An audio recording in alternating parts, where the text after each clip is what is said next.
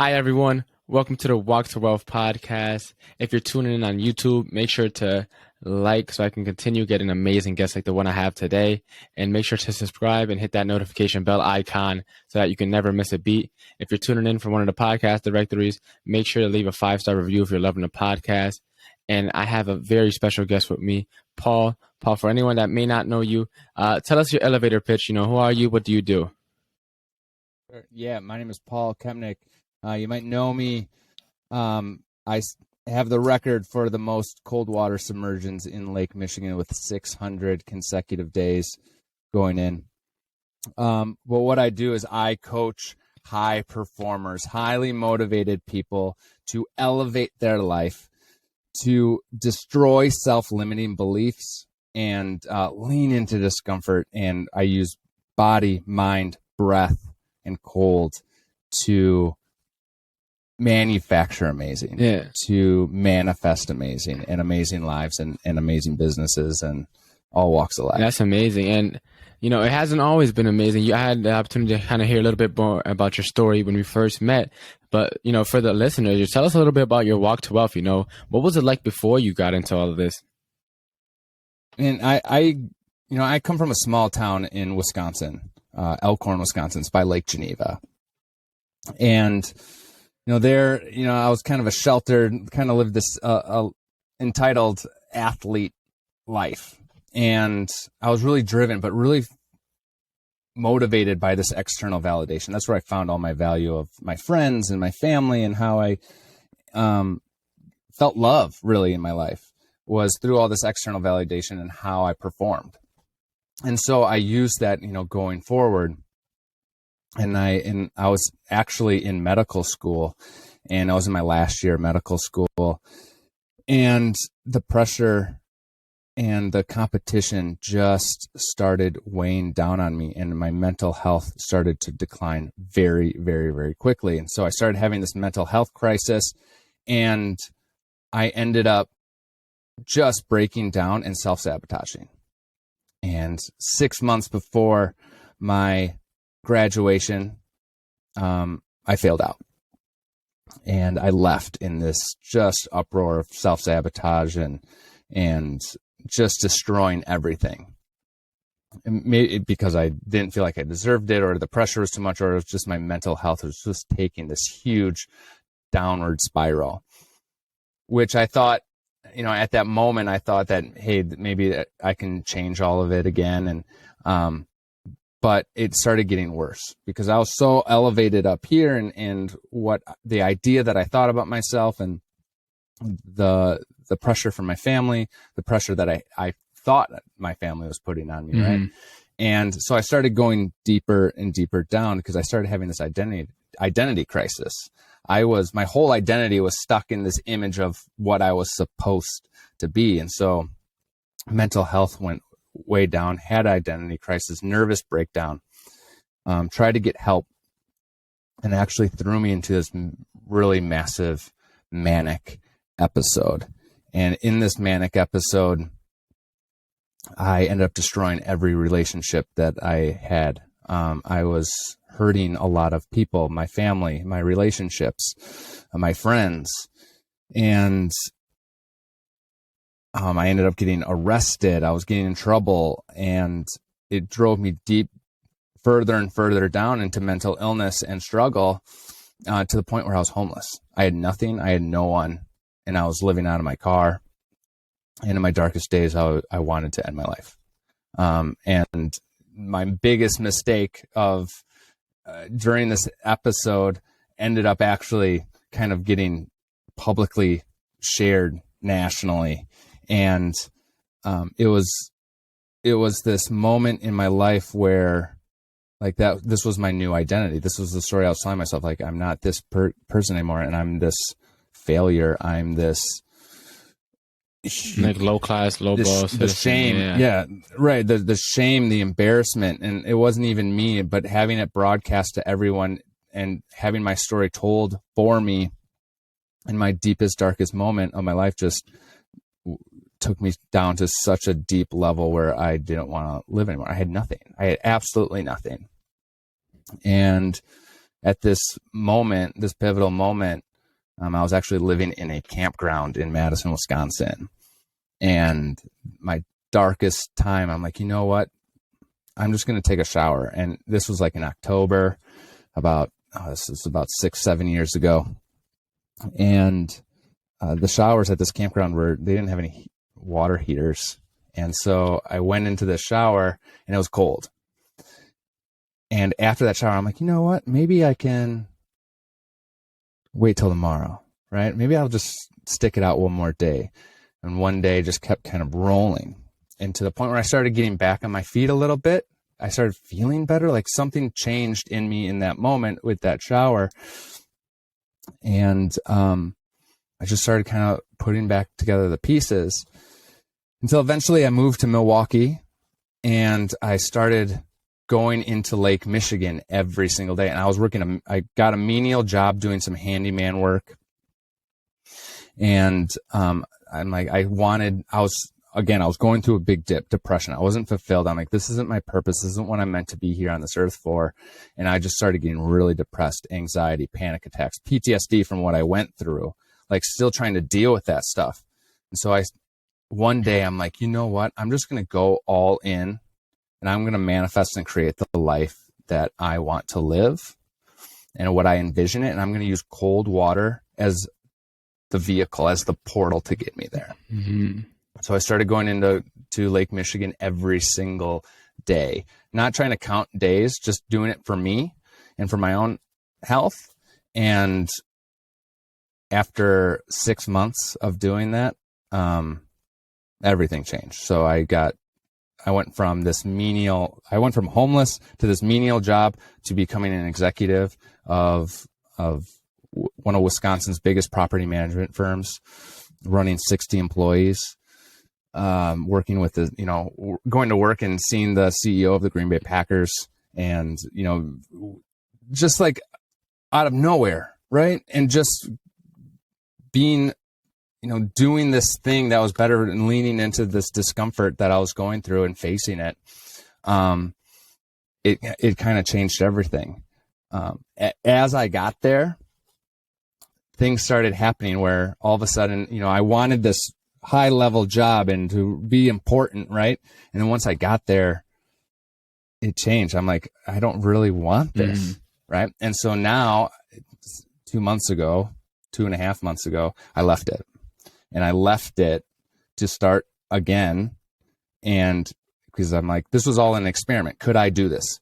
And then if I can do it once, I can do it again. And so now it's starting off from zero and building up to be able to coach these methods that I've been doing in my own life, to teach us to other people who are motivated to go out and wanting to change their life, wanting to overcome their self-limiting beliefs, and to, create a better business, be a better parent, have a better relationship, be just a better human being.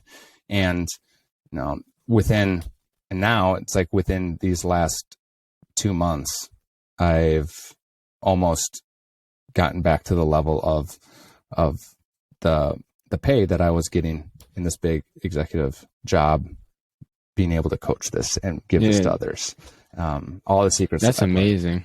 So that's, we went over a lot in your story. Let's unpack, what's the one decision, I guess, that, kind of helped you to become successful? Because you were successful already kind of with the sports and in the medical school, then hit rock bottom. Boom. You're at nothing again.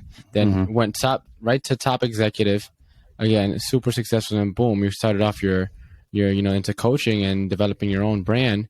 And then it's like you're already in like almost 2.5, 3 months now, finding the similar levels of success. So it's like, from, rock bottom to bottom to top again, almost essentially. It's like, what decisions did you make? If there's one, is there a couple that, allowed you to propel forward when you were at your lowest of the lows?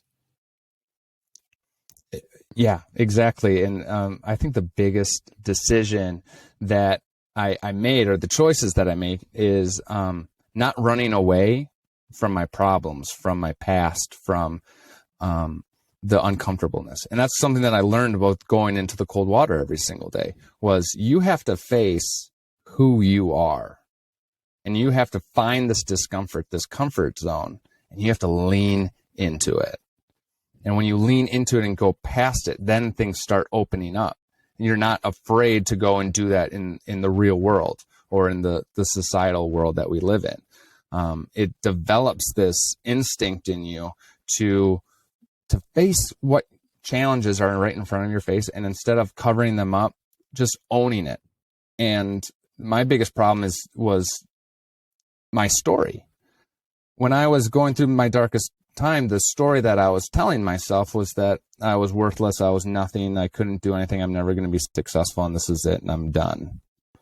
Right? And when that story started changing to, nope, I'm going to be this. Why not me? I think the biggest thing is I started asking myself, what if? And I know David Goggins says this a lot in his stuff, and I think a lot of successful people come to this pivotal moment in their lives where they ask themselves, what if? What if it's possible for me to do this? What if I can be successful? What if it all works out? And I started believing in those types of words instead of believing the story that was right in front of me. Yes, it's reality. I'm still dealing with a lot of the fallout from the past, the trust and rebuilding those relationships. But that doesn't change my focus now of what if I could do more? What if everything works out? What if these big dreams that are in my head, what if I could do them? And then that's where I'm leaning to, and that's where I'm putting my actions, is in those belief systems. Because if I go into the other side of, the worst case, what if it doesn't work out? Well, now we're thinking in a sense of lack, where it's going to keep you limited. You're limiting yourself. Everything that you're doing is limiting yourself. And what if on the other side is everything is possible? And when everything is possible, like you'll be surprised on what you can accomplish. And when you have that inner strength to, and that discipline that you develop, you become kind of fearless. You kind of become kind of bulletproof to where the peaks and valleys don't matter, right? The success and the failure, like that's all just a story that we tell ourselves. This is a success. This is a failure. I believe, like whether it was my corporate job or what I went through in my story, those were lessons that I learned that make me better for this next phase, this next chapter in my life, because I'm still rewriting my story, and this next story is all me. And I'm like, just wait and see what I'm going to do. And that's what's going to drive me up, is because I don't need to listen to anything else. I don't see leaving my corporate job as a failure. I see it as I got what I needed from it, and it was time to move on to the next chapter. I loved a lot of the points you mentioned. One of which was like, in my head, to use a kind of a metaphor, it's like with the whole what if versus the what if it fails mindset. It's like you're on the first floor of a home, and the what if mindset is you looking up and seeing no roof. And then what if it doesn't work is you looking down in a basement and seeing no bottom. It's like a bottomless pit. So it's like you're there on the first floor. It's right. Like, which stairs do you want to go? Or you want to go up or you want to go down? Because neither of them is ever stopped. It's kind of essentially was kind of what you're saying with that what if versus what if not. I wanted to unpack too a little bit, because a lot of people that are listening are either starting their journey or a little early on into it. How does one get over that? I guess the counterintuitive, it's almost like an oxymoron with the leaning into discomfort. Like, I want better for myself, so I'm going to make my life worse for myself in the short term. Like, how does one get over that? Because it doesn't really make sense when you look at it at face value. I'm going to make my life better by intentionally throwing myself into things that suck. So how does one get over that? You can't think of things that I'm doing this and it's going to suck, right? It's all about perspective. You have to believe that what you're doing that's uncomfortable is you're going to get a benefit out of it. It's going to propel you into growth. It's going to propel you into motivation and success, right? So usually the mindset that you have to take, or the shift you have to start going into, is that the things that are fearful, the things that are uncomfortable, are the things that are guiding you onto your journey and your path. those are the hints, and those are the lessons that the universe or whatever you believe is throwing at you and saying, you need to do these things, because once you get past them is everything.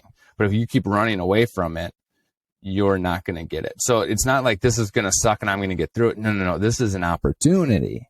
This is an opportunity to push past and break through those limitations. And so it's seeing that, and this was shown in a Nobel Peace Prize study, right? And all these discomfort, these uncomfortable things are stresses, right? They're stressful to us. And it's the difference between a distress, a stress that's negative and makes us sick and things like that, and eustress, a stress that makes us grow and makes us successful. And the only difference is your willingness to experience it. Because with success, your success depends on your willingness to experience the opposite. So the most successful people out there, the entrepreneurs, they're successful because they were willing to experience what being broke felt like. Because when you're going through the successful journey, you are going to feel broke, but in actuality, you're gaining wealth, right? So when you're working out, you have to be willing to feel weak, but you're actually gaining strength, right? So you have to be willing to experience the opposite of what you're looking after, and that's really uncomfortable. So if you're willing to go into those uncomfortable situations, you just frame shift it into, I might be experiencing this uncomfortableness, but I know that I'm getting this on the other side. Yeah, that's good advice. One thing I tell myself kind of jokingly, but like also kind of seriously, is that I always say that I'm rich and my bank account doesn't show it yet. It's just not there yet, but it's coming. It's on its way. And another thing, to kind of pivot back to what you said earlier about the whole idea of writing out the chapters of your life. I feel like we're all authors in this book of life, I guess, and we're kind of writing the script as to which way we want to take it. And the book has multiple endings, so depending on how you write each chapter is where you end up. And to continue on the David Goggins line, he says something that I find pretty interesting is he mentioned that his whole idea is that when he dies, he thinks that he's gonna have like an interview or not with God, and he wants the interview to be like, hey, this is what you could have been. And when he's at that that interview, for him to go there and crush every expectation that was initially thought of, and him to do the things that were impossible and not planned. Like, he wants to push himself that hard and that far.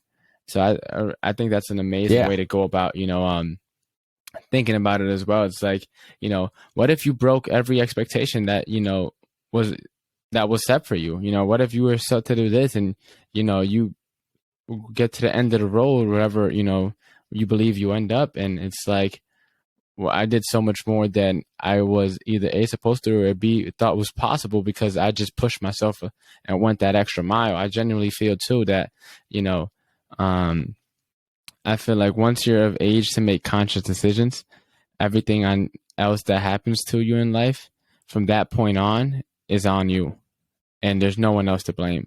Yeah.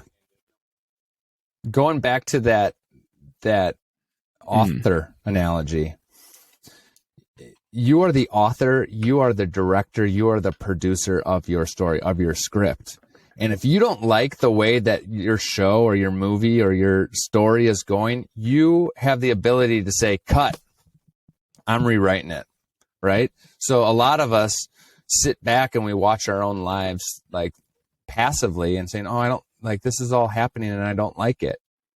And not realizing that you have the ability to stop it at any moment and rewrite whatever you want it, to redirect, to reproduce and bring something new, bring in new people, bring in new lighting, bring in, all these different things that make up your life. We have the ability to stop it at any moment and change it. And to stick with the whole authoring thing, I feel like a lot of people my age, when they break first enter into the entrepreneurial world, especially when they don't have a mentor or someone to guide them, the story that they're writing is, I have to work every single hour of the day, and I have to sacrifice everything and work as much as I can whenever I can, as long as my eyes are open. And if I can't open my eyes, take a shot of 5-hour energy to keep them open a little bit longer, and just work, work, work. And it's like, what's your thoughts to people out there that are trying to write that story? I a lot of gurus and business coaches out there are going to get mad at this, but I think mindset is dead, and I think mindset is bullshit, and I think grind culture is bullshit. I think hustle culture is bullshit, because there's one factor in this whole situation with grind culture and hustle culture that's actually keeping you from being successful. Because you can change your thoughts all that you want, but if you don't believe in what you're doing and that you are this person or this this success or whatever you're doing, like let's say it's real estate agent. If I'm like, I'm going to wholesale real estate, and I don't see myself, my identity with being a real estate investor, it doesn't matter how much I'm working, because my mind and my beliefs are always going to be in contrast, and it's always going to be limiting you. It's always going to be like, no, you're not. You're bullshit. Like, you're not this. So why are you doing this? And you're going to keep working harder and harder, but you're going to keep denying yourself success because you don't believe in yourself. And you don't believe that you are that real estate investor. You don't look it, you don't act it, you don't, you can fake it all you want, but if you don't believe it in your inside, in your core, then you're never going to get there.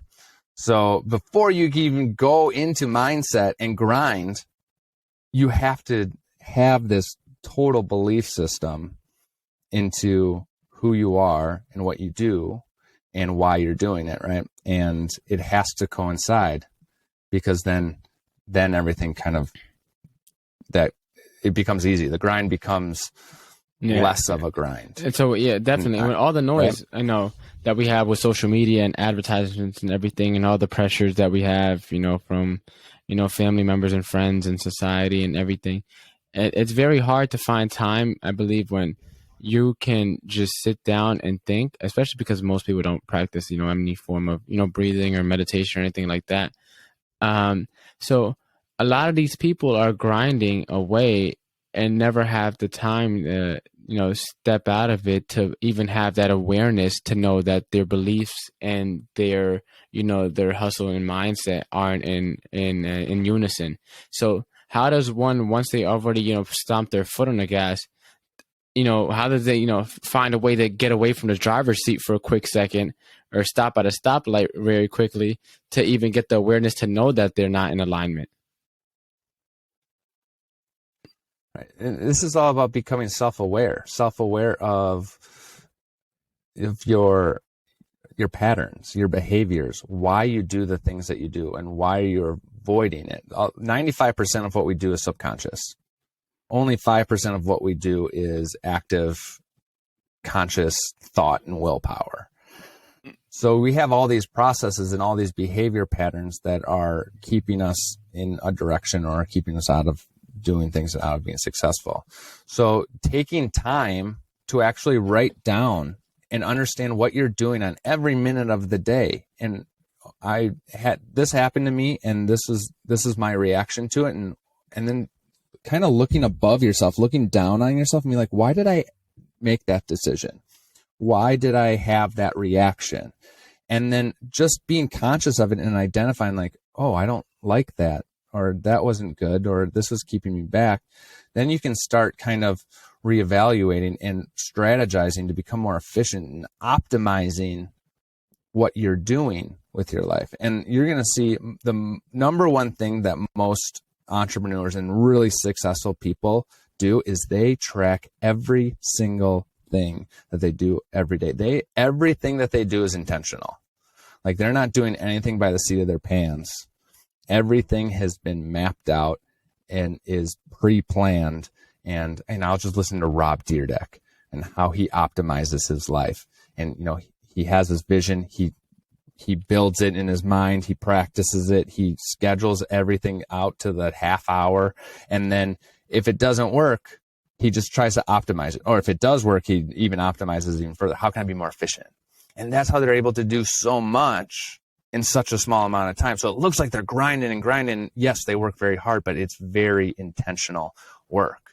So it's really, and it's because they know who they are and it's who they aren't, what they're good at and what they're not good at. Gary Vee will tell you a list of the things that he sucks at. He's like, I'm just not going to do those things, right? That's why he hires out people.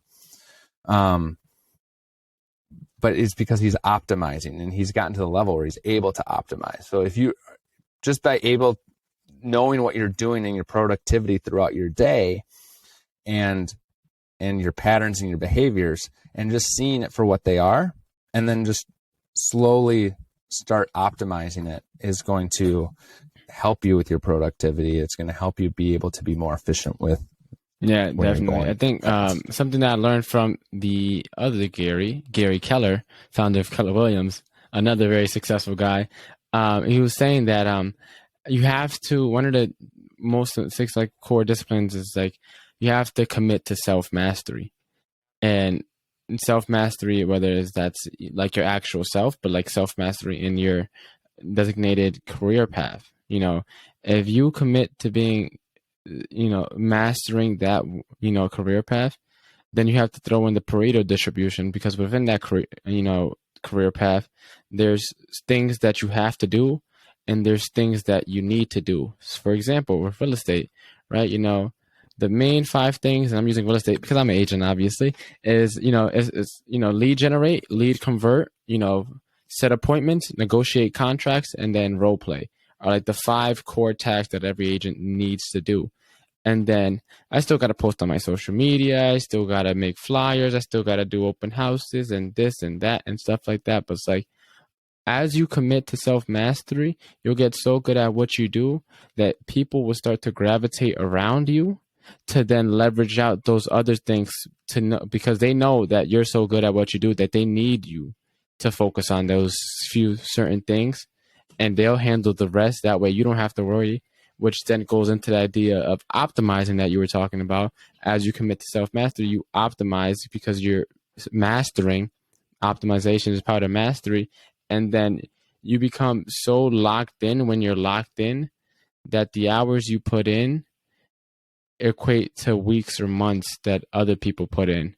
And so that allows you to then free up your time because you did everything that you had to do in such a short amount of time. The rest of the day you can goof off. I mean, you can continue working if you so choose, but you can go golfing, in my case, basketball or, football once my ankle heals back up. And so, you could do whatever you like once you optimize and master whatever craft or career path you end up going down. And if it's that self-mastery, that's the most important. It's because most people, when they have a goal, and you talk about any successful person, they'll tell you this, that the money isn't the goal. If the money's the goal, you're doing it wrong, self-mastery wrong. When you become a master, money becomes the byproduct, right? Don't make money the goal, make the goal mastery, and the money becomes the byproduct of that mastery because you're utilizing all that, you're optimizing, you're becoming more efficient, and then it just starts flowing, right? And it's because you have laid this foundation of skill set and dedication and self-discipline, and you're doing these things every single day, optimizing them, and then the success becomes the byproduct, not the goal. So goal should always be self-mastery. I had the opportunity. There's a author that I had in one of the mastermind groups that I'm in. The guy who hosts the mastermind, he brought an author in, and she was talking about, I forget, but they were talking about, I forget, but they were talking about pretty much success is in the win, right? And so, and not in the win, sorry, success is helping others win. That's how it went. There we go. And if you want to become successful, it's, how many people, can you also help, win in their thing. So back to Gary Keller. He's created 2 billionaires within his company. And then tons of millionaire real estate agents and other millionaires without the entire company, which is now international and stuff like that. And he's helped so many people win that Mm-hmm. it's obvious why he's a billionaire. And no, And that all goes back to an old ancient wisdom of the more you give, the more you receive. And it kind of gets modified a little bit and to put into terms that make it more relatable. Money flows, success flows, and it's like a wave. It comes in and it goes out. But the more that you give, the more capacity that you have to create, or that you create to be able to receive. So the more money that you give out, the more capacity you are able to receive. Then you receive a lot, you push a lot out, and you're able to receive more. You'll see a lot of that of you. The more that you help people, the more that you make other people successful, the more success that you end up getting. You just become a vessel for success and a conduit of it, because it's going to take care of you as well. That's the law of abundance. That's the law of attraction. But having that flow. There's another, like, people, so growing up, I never was really expressive. I didn't know how to articulate my thoughts as well as I can now. And so one thing I did was I just resonated with song lyrics. And one of my favorite lines from Drake, who's also my favorite rapper, was, "I wish you would learn to love people and use things and not the other way around." And I bring it up while we're talking on this topic because people hear that, oh, the more you give, the more you receive, and then they give for selfish reasons, and that defeats the entire purpose. You do that, and that, become the whole, receiving things become null and void once you give for the wrong reason. So it's like you have to also keep that in mind. Yes, the more you give, the more you receive, but then it's also how much you're giving, because once people find out why you gave, so that might rub the wrong people the wrong way, and then everything comes tumbling down as well. Exactly. I forget what book that I read this out of or who I was listening to. But the money that you have isn't actually your money. It's just chosen you to hold on to it for a little bit, right? So like, if you think about going to the store and you got some cash in your pocket, that cash was always meant to buy that thing that you needed, right? And it's actually an investment back into everything else, into the system, into the source. But by utilizing the money and using it as a tool and an energy, then you can kind of start understanding that, like, this money is going out, but it's going to come and it's going to go find some friends and it's going to come back into me. And so finding that flow of unselfishly, don't hold on to it. And that's a big thing that I talk about in cold water, right? The more control, like when you're going into cold water, it's freezing. And a lot of the times when I take people out and I coach people in this, the harder that they fight the cold and try to control it, the colder that they get and the worse time that they have. And the moment when they realize that when you give away the control is when all the control comes, your body starts shifting and the control comes back into their life. So the more control that you give away, the more control you actually get. And it's the same thing with money. It's the same thing with love. It's the same thing with in relationships and business. The more that you, whatever you're seeking, that's what you have to put in the giveaway, and that's what you're going to receive. Tenfold. But before we come back to the topic of cold water, there's this one thing I remember from philosophy in college while I was still in before I left. There's one thing I learned. I forget if it's Taoism or a Buddhist philosophy, but it was pretty much saying that there's 4 kinds of rulers, right? And the very best ruler that you can be is the ruler from the shadow that doesn't impose his will actively, but all the people carry out their will and think that they're carrying out their own, but doesn't do it actively. And that's the whole idea of, like, the less control you try to force onto people, the more control kind of you actually end up getting, because you let go, and because you let go, it all comes back. But like to get back to the water, that's the secret, because I can understand a lot of things, but can't understand the idea of willingly getting into cold water. So, how does one do that? I took, Sure. ice baths before for football. I hated them. Um, not a pleasant Hmm. experience. So, how does one actually get in the water and give up control? Like, how does that make, how's that possible? Sure. How does that work, and Yeah. how is it making our lives better, right? And there's a lot of multitude of reasons why cold water works: physical, mental, emotional. But the biggest one that I think is the biggest benefit is that your whole life, how you interact with people, what you're triggered by, is controlled by your nervous system subconsciously, right? It's you, something triggers you, it triggers your nervous system. You have this emotional response, and then, some people, they yell, they scream, or they get scared, or they retreat, right? We have these responses, and it's the backbone of our behavior. And what cold water does is that we can retrain our stress response consciously.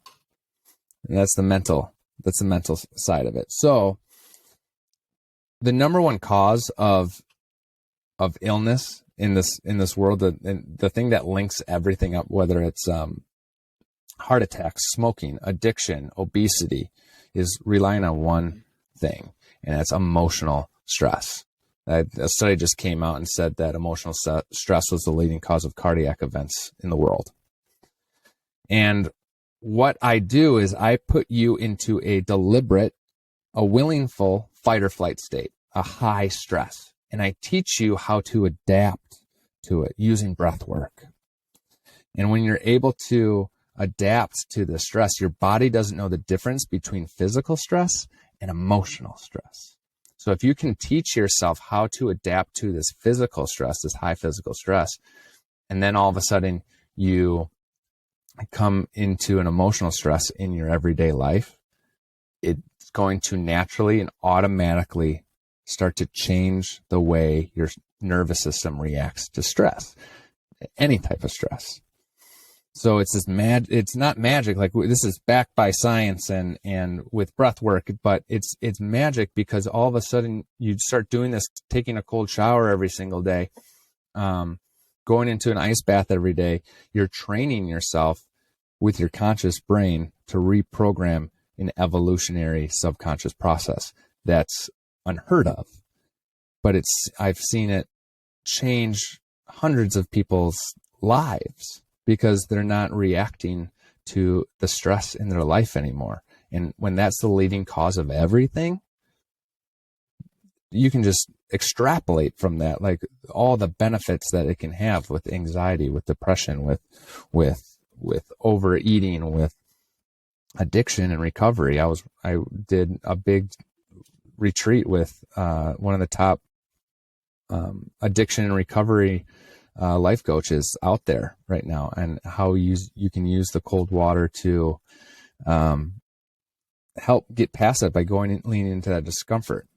And then you get this multitude of physical effects from it. So you get a 250% increase in dopamine that lasts anywhere from like 4 to 8 hours. Dopamine is the motivating drug. It helps with happiness, with mood. You're getting 560% increase in norepinephrine. It's like adrenaline, right?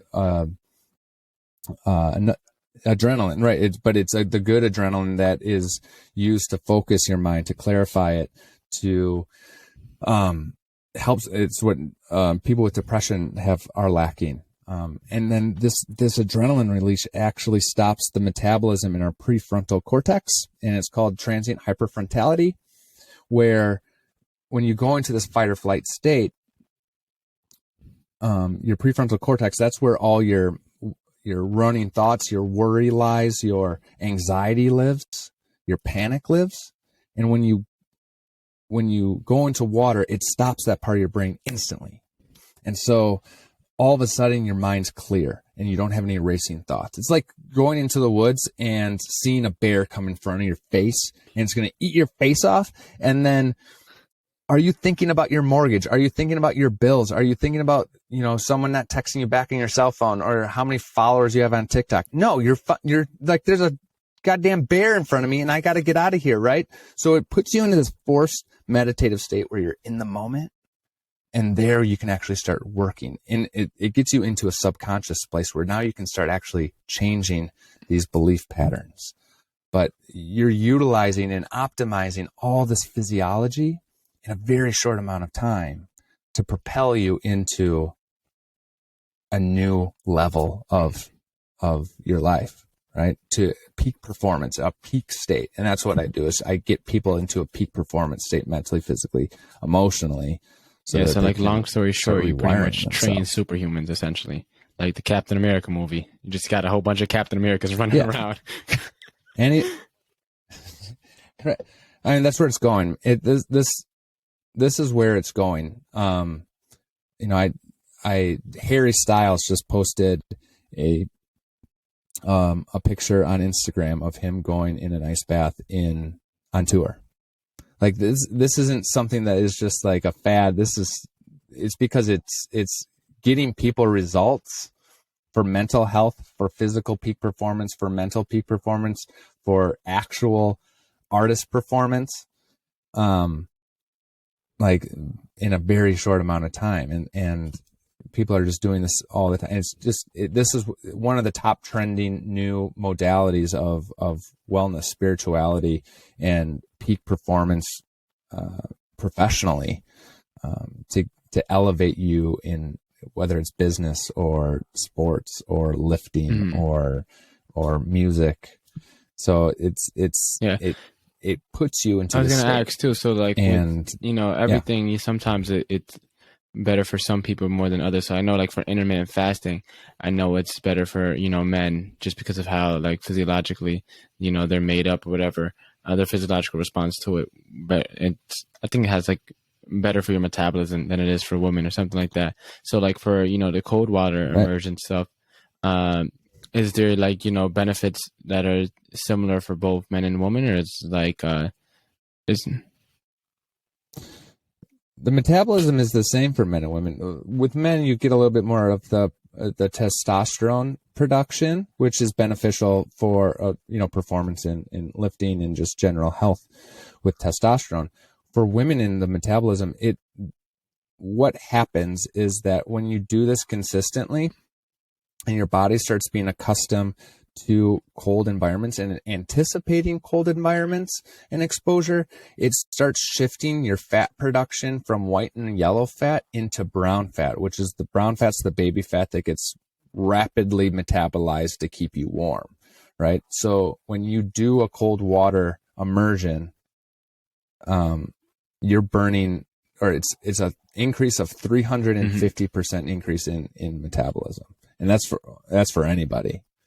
And that was in a study done where they were using people and putting them in ice water for a prolonged period of time and measuring these processes, and they found that 350% increase in metabolism and I tracked it with my Oura ring, and it was like, I think I burned 120 calories by sitting in the water for 5 minutes.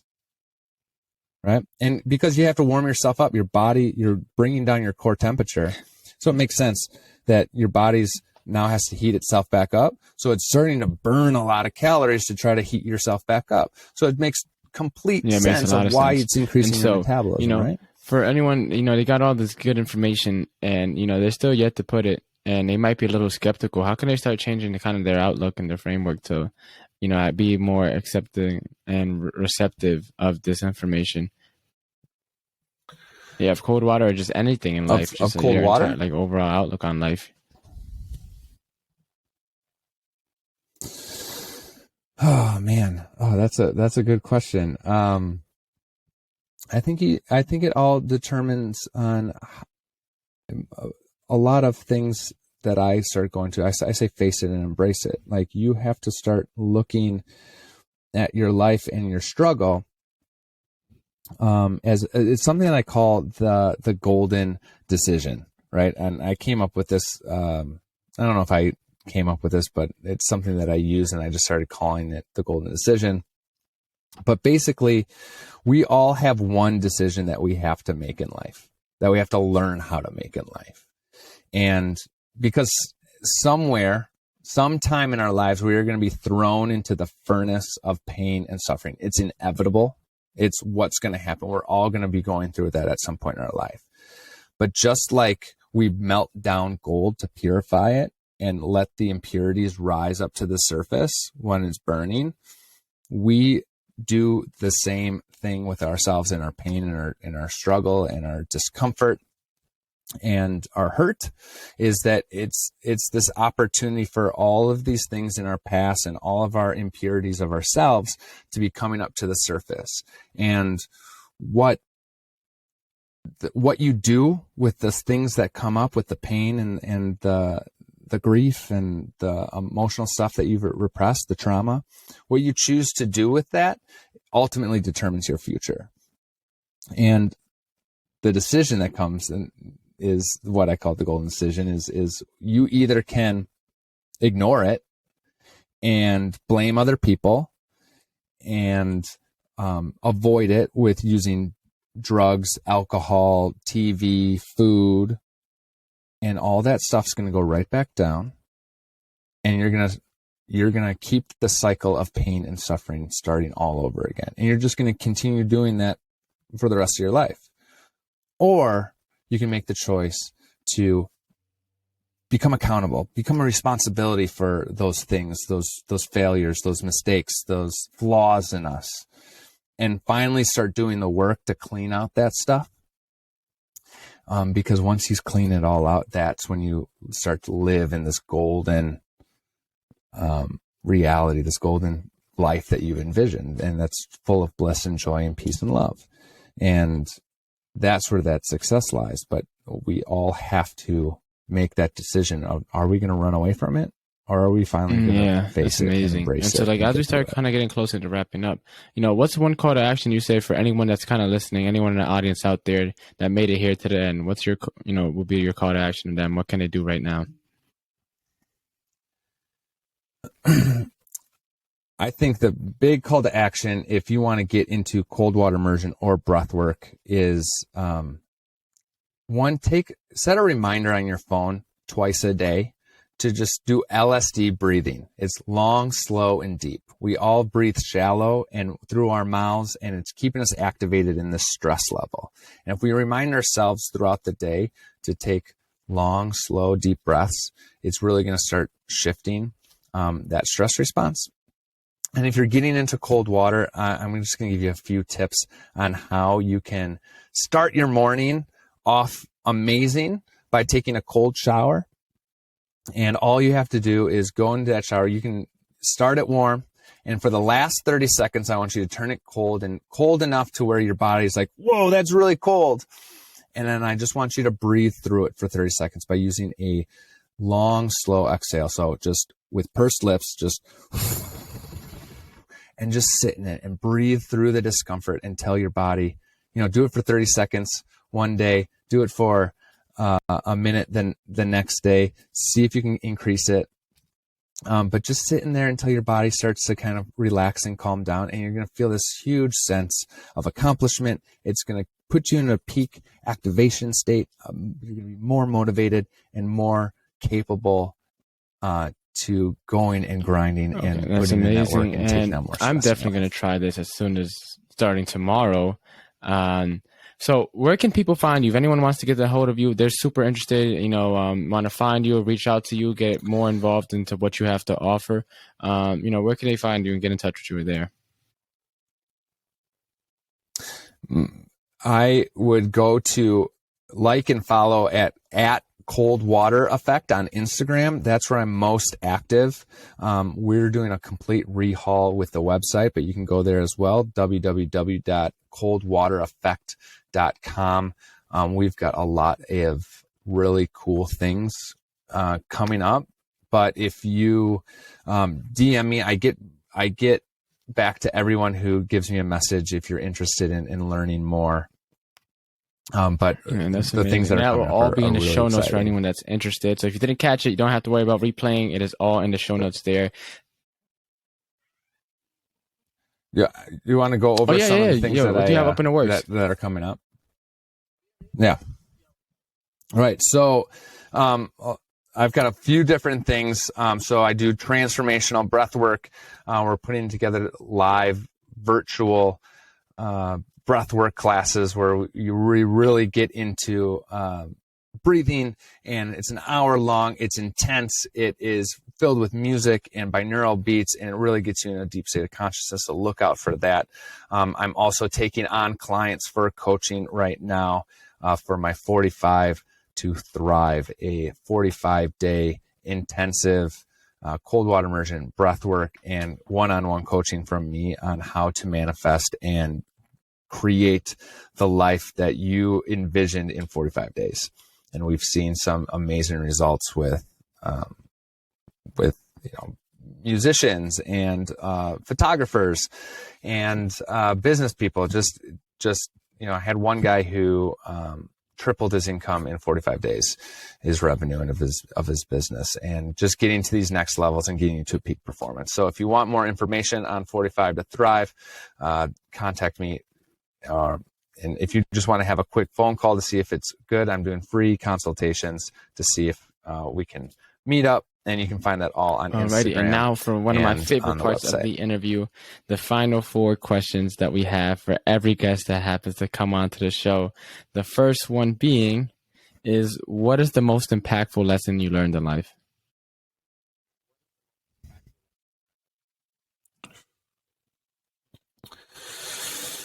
Most impact.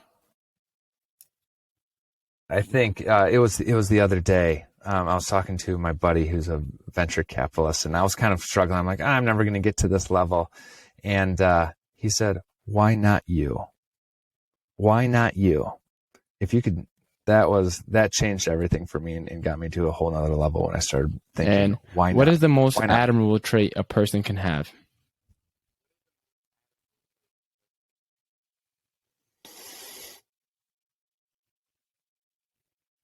I think accountability and honesty is the best one, just because they're the ones that I always want to work with. They're the leaders that take responsibility and accountability for everything that they do in life, good and bad. And that's something that I look up to is can you own up to your mistakes?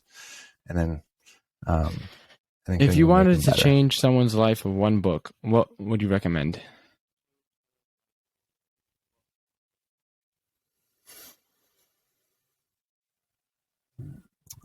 That's my personal favorite book. I haven't read anything that comes close to the a mind of mindset shifts and golden nuggets and gems in that book. Was it's like every sentence was crafted in gold, essentially.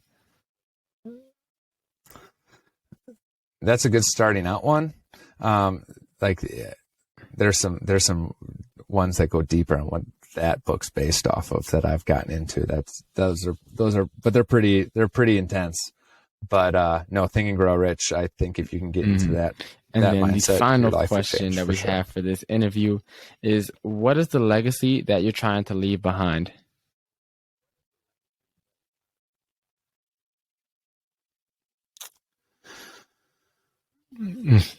Oh man, I just got a little bit of chills there. The legacy I want to leave behind is,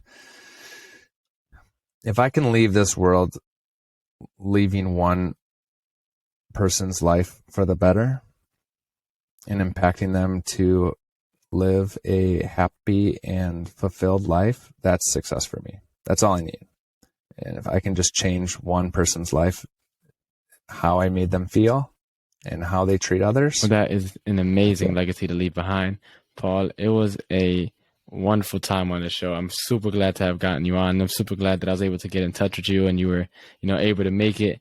And, I know the viewers are going to take away a ton. I know I did it. A lot of, especially once we got into the nuts and bolts of it and we started getting into, the actual, the scientific-y stuff, I was like, oh shoot, my brain was just getting blown away. So I'm definitely gonna have to rewatch this episode myself, because there's some words you threw around, like the neuroepinephrine and all this other stuff, that you were kind of losing me a little bit, because it was just like so in depth and like good.